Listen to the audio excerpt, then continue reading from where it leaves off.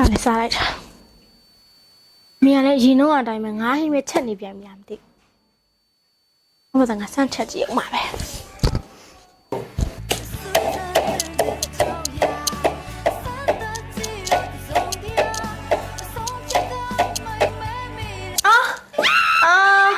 ဝင်ဝိုင်းလာမသိဘူးအမေ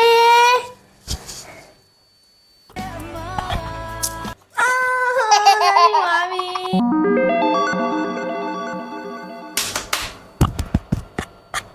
ဘာကောင်းမလဲ What ကြက်လားဘယ်ပေါက်ကဝင်လာ ဘာဘာကောင်းမလဲ အိမ်ကြီးကလည်းဝါရောင်နဲ့မဖဲဝါလားဟာငါတို့အိမ်ကတရေတွေလက်မခံအောင် ဟေးဘာဒီပြောနေရလဲငါလေ နတ်သမီးဘာနတ်သမီးလဲမင်းကလည်းဖယိုဖယဲနဲ့ပြိုကွဲထိတ်ကလည်းကွက်နေသေးတယ်ဟမ်အိမ်ညိုလည်းကြည်အောင်ဝါရောင်နဲ့ကို့အသားအောင်နဲ့လိုက်မှန်းမသိမလိုက်မှန်းမသိဝစ်လာတဲ့အိမ်ကြီးကလည်းကြည်အောင်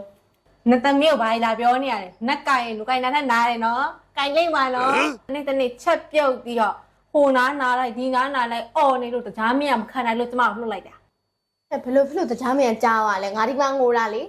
ငါမျက်ရည်လေးတစ်ဆက်လားနှစ်ဆက်လားဒါပဲကြားတာ ကဲဟိုစကားကြီးမပြောနဲ့ငါနတ်သမီးနင့်ကိုငါကောင်းဆုံးအကြံဉာဏ်တွေပေးမယ်နင့်ကိုငါကူညီဖို့လာနော်ငါ့ကိုဘယ်ပရိုင်လာမပြောနဲ့ အပါလေဘယ်ဘူးကောက်လာ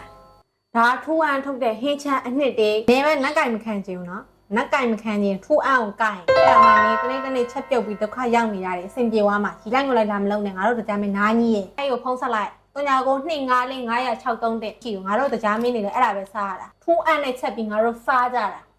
ကဲငါပြန်မယ်ဒါပဲ ကျွတ်မသမီးကတော့ပြန်သွားပြီခုချိန်ကစပြီးတော့မေကိုလည်းအားမကိုတော့ဘူးခင်းဆိုင်ကဖွားယူလည်းအားမကိုတော့ဘူး ဝေါ ထူအောင်ပဲအားကိုတော့မယ်